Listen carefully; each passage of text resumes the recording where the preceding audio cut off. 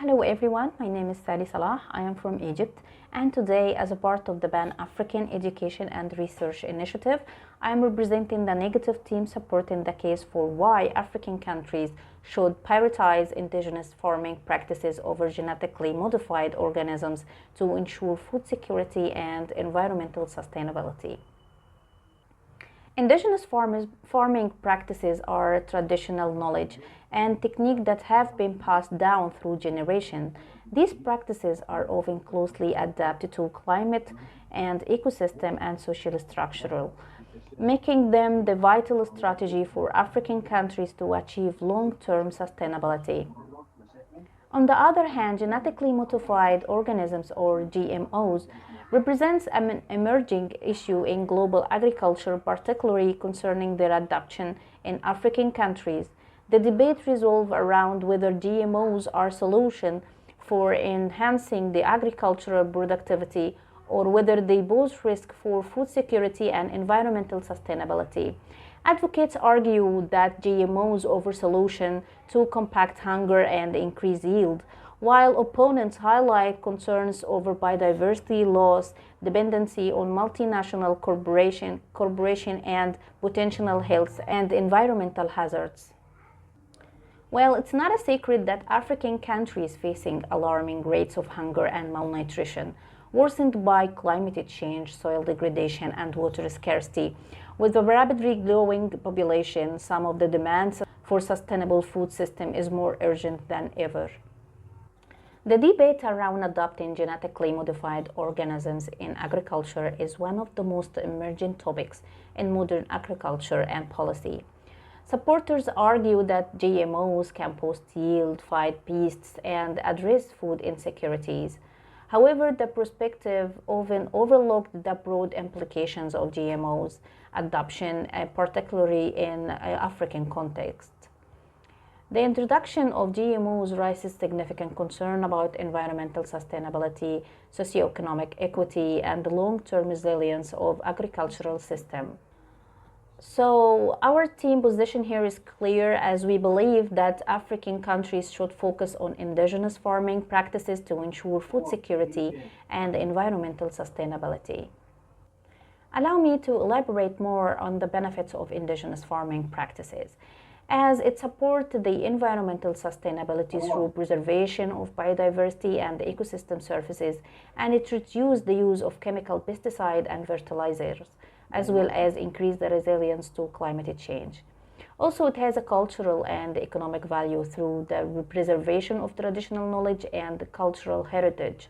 So, indigenous farming practices have many types, including polyculture, intercropping, agroforestry, and crop rotation. These practices have been deeply rooted in African cultures and traditions, offer a sustainable and resilient approach to addressing modern challenges of food security and environmental degradation. Our team have adopted some constructive argument like adaptability to local conditions, as indigenous farming practices have evolved over centuries in harmony with local environmental conditions. Techniques like intercropping and other techniques are designed to maximize the productivity while preserving soil fertility and biodiversity. Also, the preservation of soil and ecosystem in indigenous practices emphasize natural soil enrichment through composting, organic matter recycling, and the use of animal manure. These methods enhance soil fertility, reduce erosion, and promote ecological balance. Also, the cost effectiveness and accessibility. The indigenous practices require fewer external input, making them more affordable and accessible for small-scale farmers who are the backbone of the agricultural system in many African countries. Also, the cultural relevance and the community empowerment. Indigenous farming practices are an integral part of the African countries, with the foster community participation in agriculture activity. By promoting these practices, government can strengthen cultural identity and empowering rural community. And the fifth argument point is climate mitigation and biodiversity conservation. Indigenous practices align with the principle of generative agriculture and the carbon in soil and reducing the greenhouse gases emission. They also prioritize the biodiversity, which is critical for resilient agricultural system and ecological health. So, on the other hand, the affirmative team had named 6 points, and our team is answering this point by point. The first point, which is increased crop yield. While GMOs like Bacillus bacterium had shown increased yield in cotton in specific cases, indigenous farming practices offer a more sustainable long-term solution to yield improvement. It's also African had a wealth of many native crops that are naturally adapted to local environmental stressors such as drought and pests.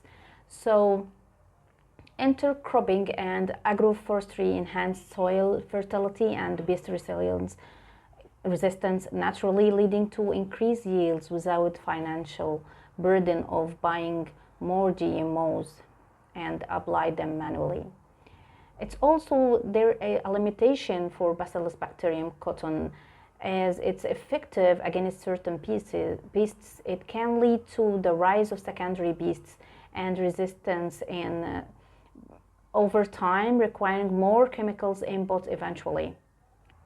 When it comes to enhance the nutritional content, the GMOs like golden rice are engineered for enhancing nutrition. The approach has many limitations.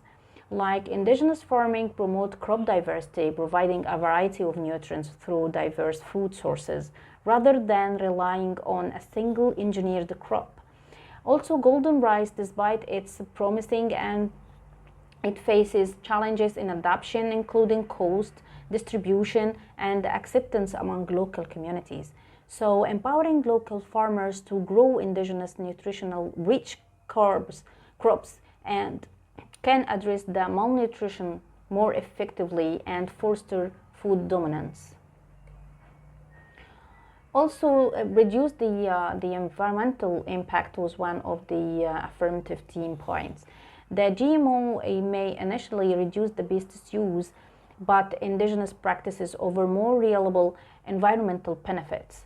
Like indigenous practices naturally reduce the need for chemical input to enhance the biodiversity or by the organic pest management.